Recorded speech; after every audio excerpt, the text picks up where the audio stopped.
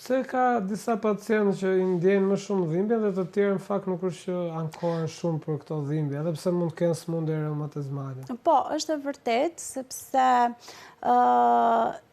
në fenomenin e dhimbjes ose tek sëmundjet reumatizmale në përgjithësi, jo të gjithë personat të prekur me sëmundje reumatizmale e perceptojnë një lloj dhimbjen.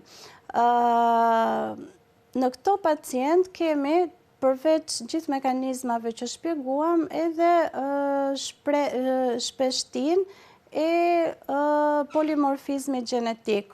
Pra, këto pacient kanë të shprehur pak më tepër gjenet që kodifikojnë për receptorët e dhimbjes. Pra, i perceptojnë akoma më shpejt ose në mënyrë më të agravuar dhimbjen. Dhe ky është fenomeni që jo të gjithë e perceptojnë njëjtë dhimbjen.